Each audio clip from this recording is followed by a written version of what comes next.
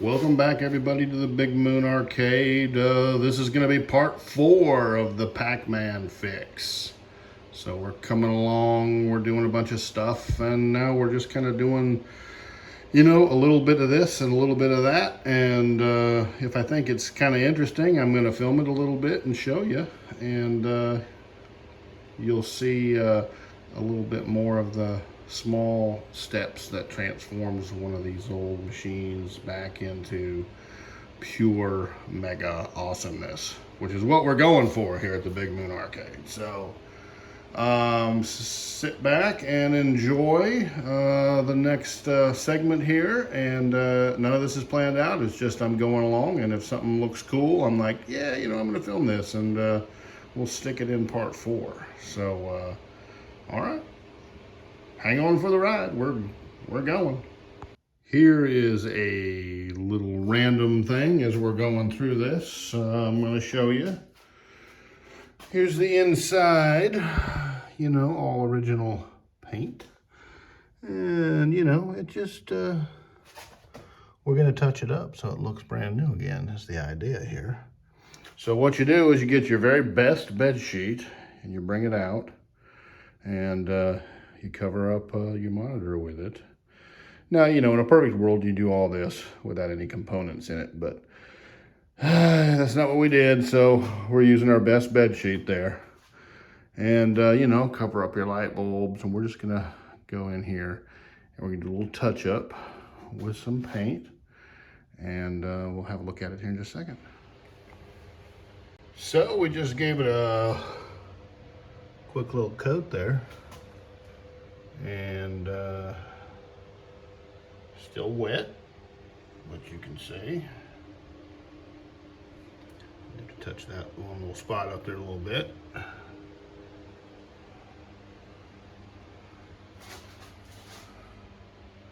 That, when you're standing back here playing your game, will look excellent. Just takes a couple minutes, really simple, and it's one of these little things that makes a big, big difference on how the game looks when it's all done. All right, well, we'll do a couple other things here. Okay, we're just gonna look at some, a little bit in the back of the cabinet here real quick. And you'll see we got the board mounted in here. We put our little retainer in here, so she's in there nice and solid.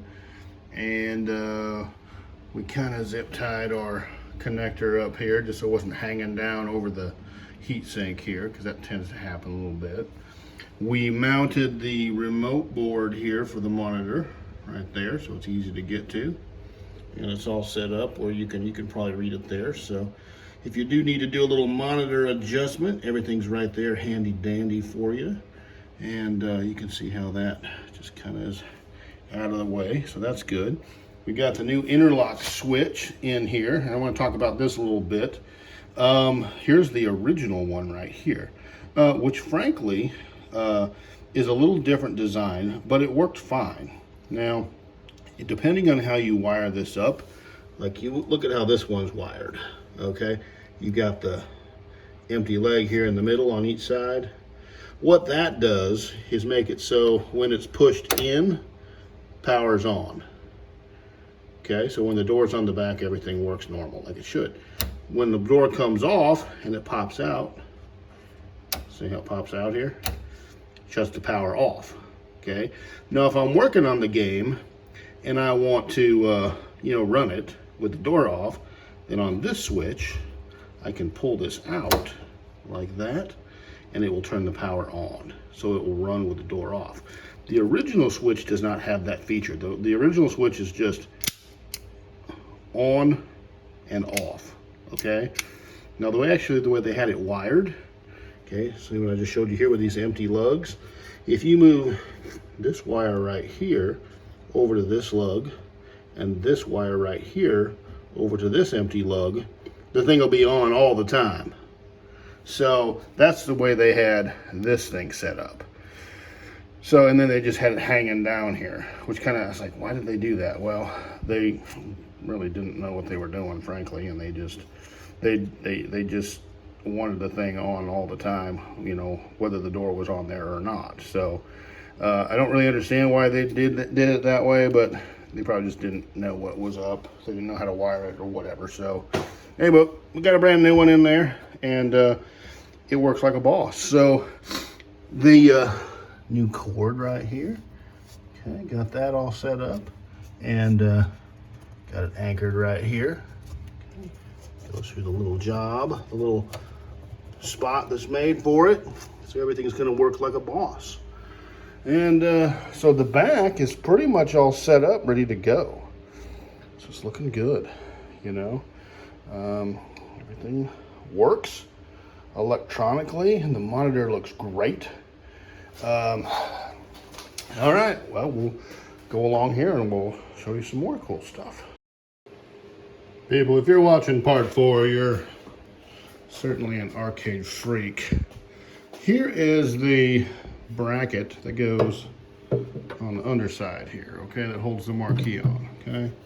It's, you know, it's not that bad, but we're gonna sand it down and we're gonna paint it and make it look super awesome again. Just wanted you to see it before we sanded it. So we'll sand it down and we'll have a look at it here in just a second. Okay, so we used some 180 grit on it and we just smoothed it all out. And you can see I didn't take like every speck of paint off of it.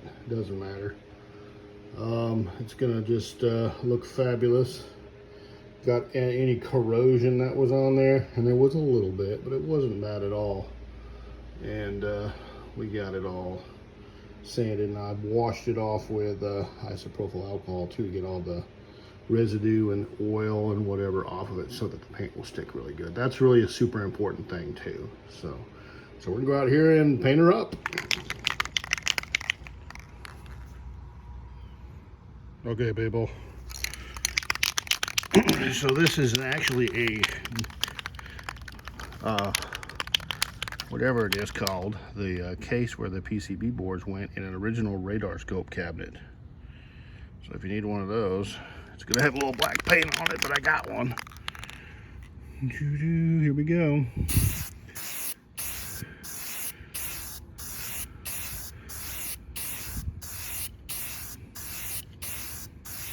Okay.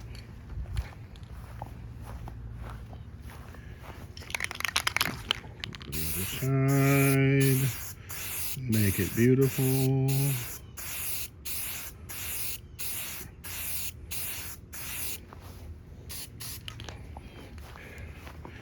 Get the ends. People always forget the ends. Have a look at it. Okay.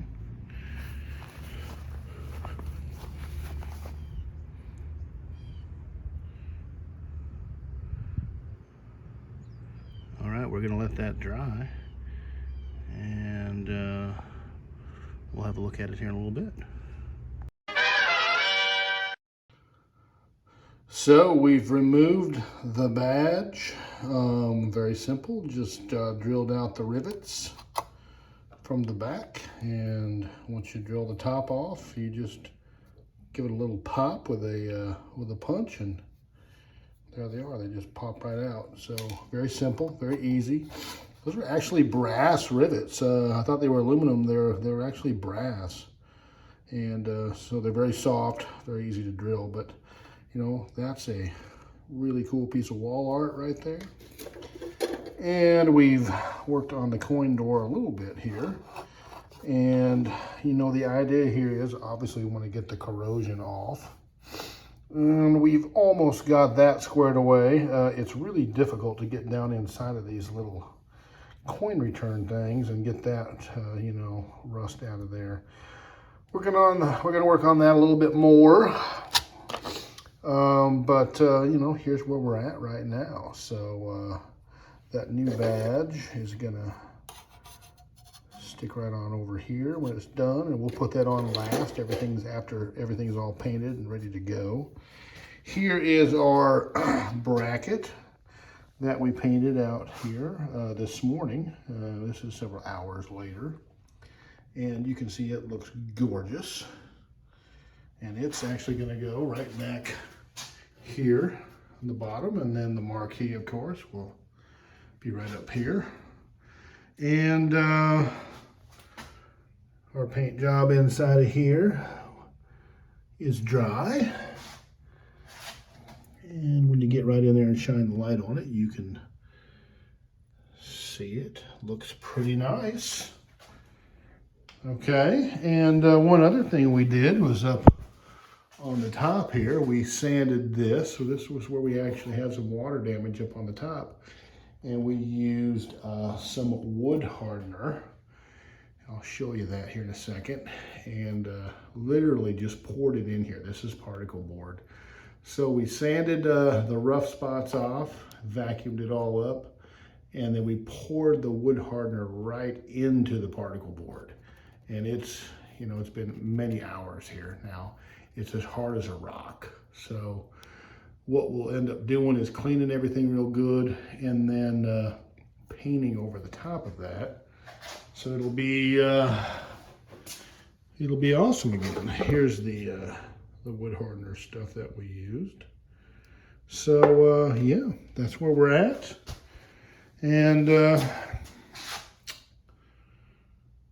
we just have some more cleaning to do. We'll put the T-molding on last, our new T-molding. We're leaving the old stuff on here till the very end, and that's one of the very, very last things we'll do is put the new T-molding on. And I did go ahead and put the back door on, and it fits on there very nicely, and gave it a wipe down. It needs a little bit more wiping. As you can see, there's some marks and stuff on it. You know, it's the back, so it doesn't have to be perfect by any means. It's 43 years old, so, but still has the original key, the original lock. That's just awesome. And all this type of stuff that's still here just makes it super cool. Serial number right there, 41116. Lucky number. All right. We will continue along here and do some more cool stuff. And before you know it, this bad boy is going to be back to its original glory. Thanks for coming along here with us on this Pac-Man fix, part 4. I think we're going to go ahead and wrap part 4 up so it doesn't get long in the tooth. You know how I feel about that. Long in the tooth is boring. We don't want boring people. So wherever you are and whoever you are, thanks for coming along to the Big Moon Arcade, spending some time with us in the shop, seeing how we work on some of these old machines and how we get them back from the dead. Take care of each other out there. Tell your people that they are special to you, and do something nice for them so that they know that you mean it. We'll see you on the next video, part 5. It's coming up, people.